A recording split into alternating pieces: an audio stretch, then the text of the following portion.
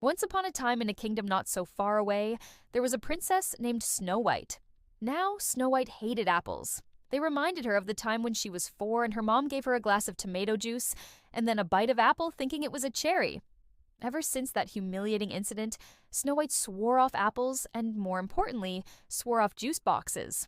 Meanwhile, the 7 dwarves who lived at the end of Snowwhite Street worked in tech support, which was very hard because every morning they would lose their Wi-Fi password to a flock of birds who liked to bathe in the morning dew on their keyboards. But one day a beautiful woman who was really an evil stepmother looking for a new iPhone walked into their shop.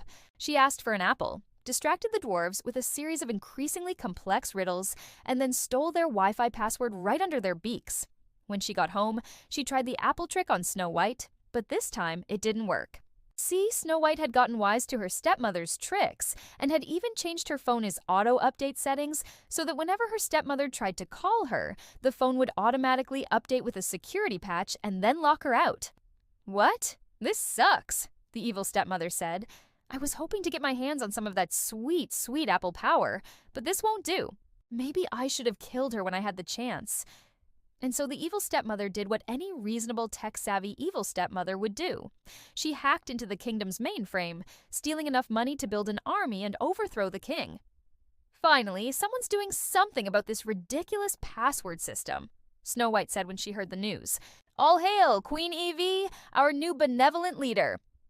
But then the people came to find that Evie wasn't so benevolent after all. She put Snowwhite in a magical box and threw it into the river to be swept away forever.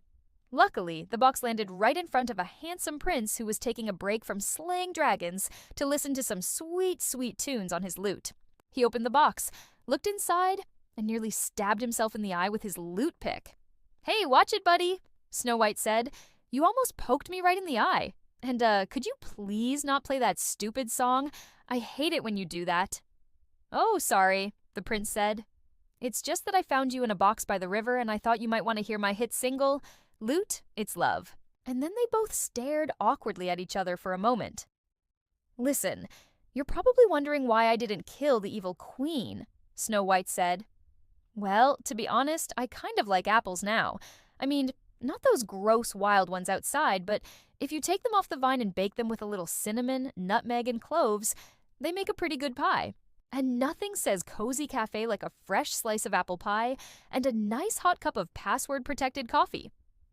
And so, when the prince came back to the kingdom, he didn't slay any dragons or overthrow any queens. Instead, he helped Snowwhite start a cozy little cafe where she sold slices of apple pie and small hot drinks made from beans that she personally collected from a talking tree named Maurice. All of the townspeople came to enjoy Snowwhite's delicious apple treats and soothing mocha lattes, except for the evil stepmother, who was locked up in the dungeon, forced to listen to the cheerful sounds of birds tweeting on keyboards all day. The end. This Snowwhite retelling is part of a larger story I'm calling Once Upon a Time, in which all the fairy tales are secretly set in the same universe. If you want to hear more stories from this world, stay tuned for more updates.